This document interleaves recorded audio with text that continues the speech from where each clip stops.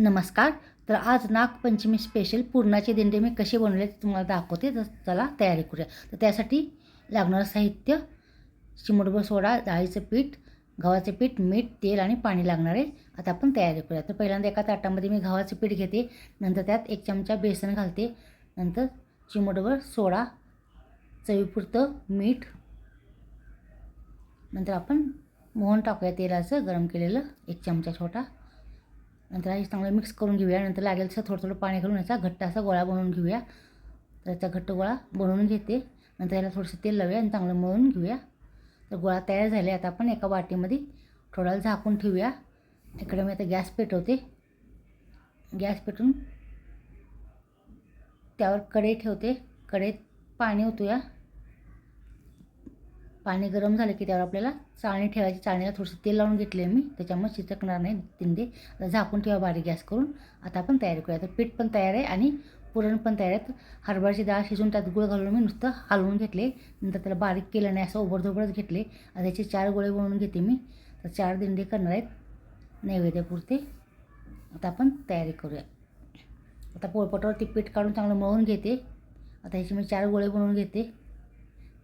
आता एका ताटामध्ये ठेवूया. एक पिठात गोळा बुडून आपण पोळपाटावर ठेवून याची पुरीसारखं लाटून घेऊया.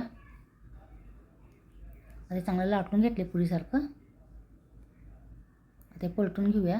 नंतर ह्याच्यावर आपल्याला थोडंसं तूप लावायचं मध्यभागी, सगळीकडे पसरवायचं नाही.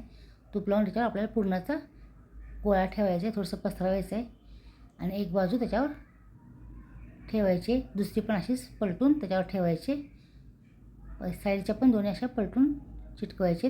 जर चिटकत नसेल तर ह्याला तुम्ही दूध लावलं तरी पण चालते, पण चिटकते. तर चांगलं मस्त असं चिटकलं आहे. तर मस्त असं पुरणाचा दिंडा तयार झाला आहे. एक ताटामध्ये ठेवते. तर अशा प्रकारे मी सगळे दिंडे करून घेतले 4. तर प्लेटमध्ये ठेवले. तिकडे आपलं पाणी पण गरम झाले आणि वाफ तयार झाली. आता आपण हे ताट काढूया. त्याच्यानंतर आपण त्याच्या चाळणीमध्ये 4 दिंडे ठेवूया. झाकण ठेवूया. पहिल्यांदा मोठा गॅस करायचा, नंतर बारीक गॅसवर 10-15 मिनटं ठेवायचं. नंतर 10-15 मिनटांनी झाकण काढायचं. तर मस्त अशी वाफ बसल्यामुळे हे छान असे वाफून निघालेत.